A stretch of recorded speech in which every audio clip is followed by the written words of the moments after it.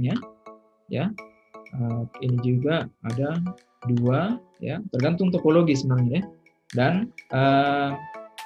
port dari router ini itu disebut sebagai interface ya. Jadi interface, network interface. Nah, itu konsepnya. Nah, sampai di sini mudah-mudahan bisa dipahami dulu sebelum kita masuk ke Cisco Packet Tracer. Ya. Jadi ini bisa dipelajari saja, dibaca-baca penggunaannya ya, seperti apa. Dan perbedaannya itu hanya pada penggunaan dari apakah kita mau menggunakan routing statik ya ini, atau mau menggunakan routing dinamis gitu ya. Nah, jadi ini konsep yang perlu kita tahu. Algoritmanya yang cocoknya pada network itu mau menggunakan link step atau mau menggunakan distance vector. Jadi masing-masing routing protokol ini itu memiliki kelebihan dan kelemahan masing-masing ya. Jadi tidak semua apalagi namanya ada lebih ya dari protokol-protokol yang lain. Makanya ada setiap saat itu ada perbaikan versi. Contoh untuk RIP ada namanya RIP versi 1, RIP P1 ya, versi 1 dan RIP versi 2. Sekarang muncul lagi RIP versi 3 ya, dan ini dikhususkan untuk IP versi 6 ya. Kemudian OSPF juga ada OSPF ya versi 3 ya, seperti itu, BGP dan lain-lain. Nah, di beberapa perangkat router juga, karena ini sifatnya protokolnya adalah open protokol, maka protokol ini ada di setiap perangkat router biarpun beda merek. Tapi ada juga beberapa protokol yang hanya ada pada merek tertentu saja, tidak ada pada merek lain. Istilahnya adalah proprietary ya, proprietary. Contoh kalau untuk yang proprietary dari Cisco itu adalah EIGRP, itu tidak ada di router lain. Contoh misalnya MikroTik ya. Di MikroTik itu tidak ada EIGRP. Sama dengan MikroTik juga ya, ada satu proprietary protokol juga. Misalnya EOIP itu tidak ada di perangkat-perangkat yang lain, hanya ada di MikroTik. Itu yang dinamakan dengan proprietary ya. Jadi memang ada lisensi khususnya dia, dan perangkat yang terhubung ya hanya sejenisnya gitu ya. Sampai di sini bisa dipahami ya. Saya lanjut kalau begitu, kita masuk ke implementasi ya, implementasi menggunakan Cisco Packet Tracer.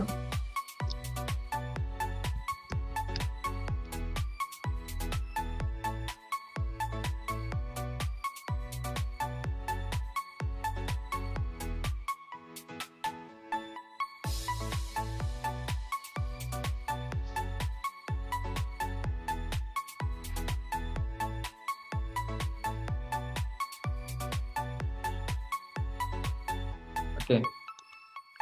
Nah, sekarang Cisco Packet Tracer-nya sudah muncul ya.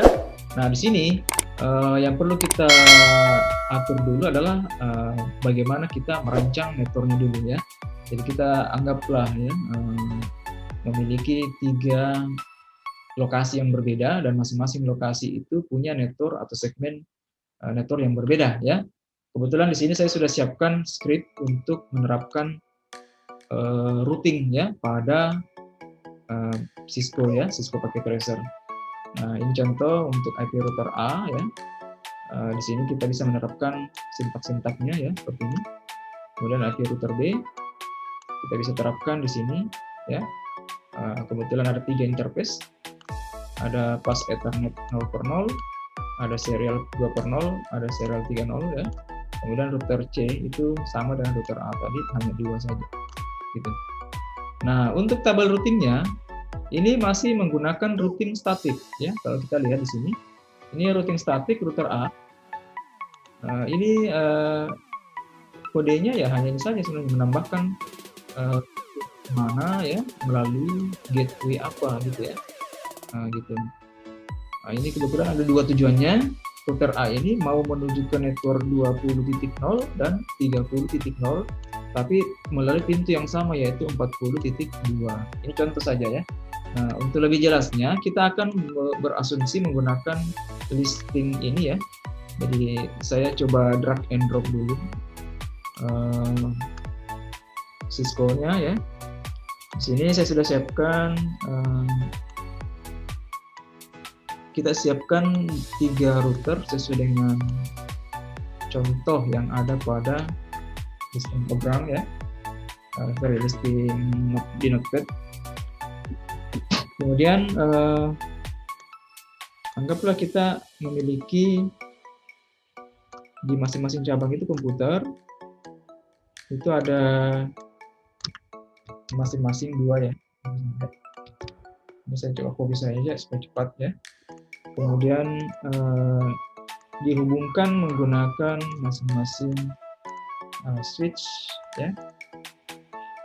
Ini.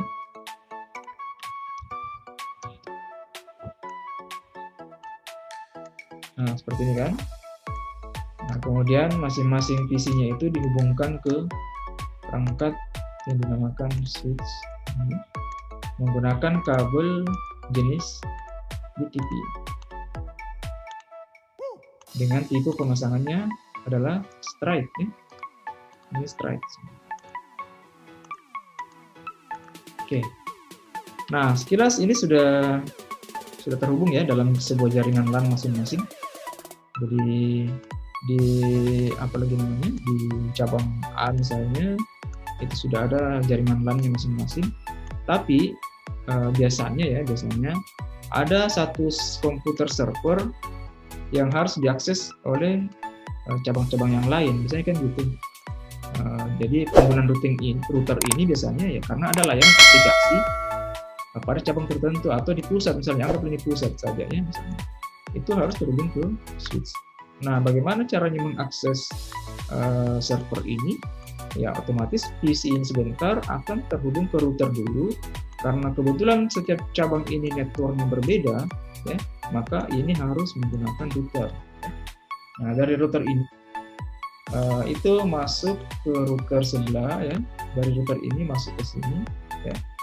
Karena memang ada yang mau hubungi di sini, tapi kalau tidak itu bisa langsung ke router sebelahnya lagi, dan router sebelahnya lagi itu meneruskan ke server. Nah, itu cara kerjanya ya. Ya. Kita coba rapikan dulu, hubungkan dulu antara switch dengan router ya. Ini kita colok routernya. Nah, ini juga saya colok. Ini juga saya colok ya. Nah, antara router ini kebetulan defaultnya menggunakan kabel serial ya. Nah, ini kita pakai kabel serial juga ya secara default. Nah, seperti ini. Supaya lebih jelas, saya coba perbesar dulu gambarnya, skemanya ya. Oke, saya kira sudah cukup. Ya, seperti ini kurang lebih.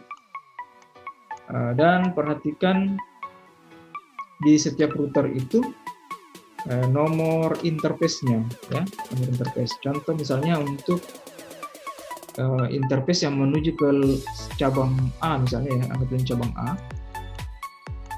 Nah, itu nama interface-nya itu FA0/0, itu singkatan dari Fast Ethernet ya, 0/0. Kalau SE20 itu berarti serial ya, ini SE20. Nah, kebetulan di sini ada 2 serial, maka yang satunya serial 20, satunya adalah serial 30.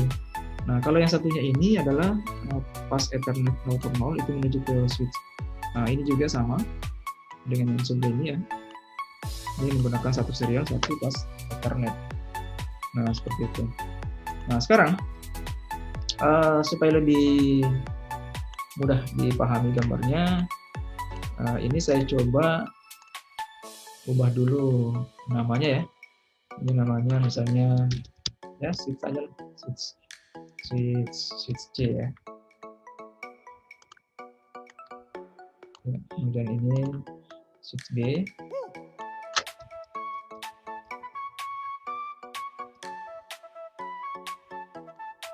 Switch A.